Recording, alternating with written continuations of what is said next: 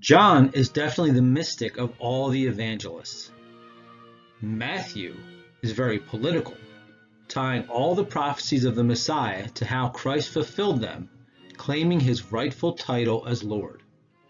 Mark was Peter's disciple and reflected his personal predilection for directness and doing. His gospel was likely the first written, it is the briefest, and it emphasizes the word go. Luke indicates that he was not an eyewitness, so his gospel is a result of prolonged, meticulous, detailed study and interviews of those who were. I see John as our Owen Wilson type of disciple. Per his own gospel, he was the disciple who Jesus loved. He was the youngest of the disciples. He is the only one who witnessed the crucifixion. But what shaped his theology more than witnessing Jesus' death and his physical resurrection is likely the fact that John also saw Jesus in his glorified form in heaven after the ascension. In the first chapter of Revelation we read, "Then I turned to see the voice that was speaking to me. And on turning, I saw 7 golden lampstands, and in the midst of the lampstands one like the Son of Man, clothed with a long robe and with a golden sash around his chest. The hairs of his head were white, like white wool, like snow. His eyes were like a flame of fire. His feet were like burnished bronze refined in a furnace, and his voice was like the roar of many waters. In his right hand he held 7 stars. From his mouth came a sharp 2-edged sword, and his face was like the sun shining in all its brilliance. When I saw him, I fell at his feet as though dead. But he laid his right hand on me, saying, 'Fear not, I am the first and the last, and the living one.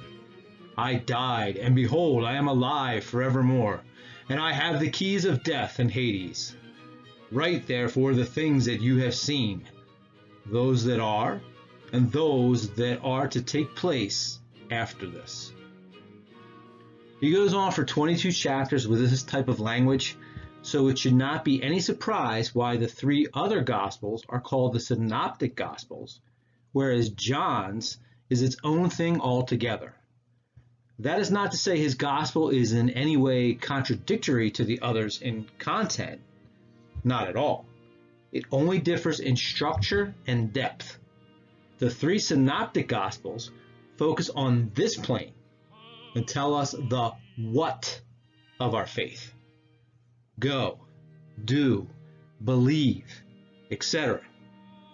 Whoever believes and is baptized will be saved, but whoever does not believe will be condemned. Mark 16:16. John, who visited heaven and saw things which were, which are, and which are to come, expands from the what we are told to do and explains the metaphysical reality of why we believe. No one can come to Christ unless the Father has enabled him, but all that the Father gives him will come. Those who are the Father's gift to the Son are of God. They are Christ's sheep, and therefore they hear Christ's voice. Christ chooses them before they chose him. Others, however, cannot believe because they are not of God. Rather, they belong to the devil. Having seen Christ as more than just his friend, his teacher, his Lord, and even his Savior, but as the Alpha and the Omega, it is no surprise that John writes his gospel in such metaphysical terms.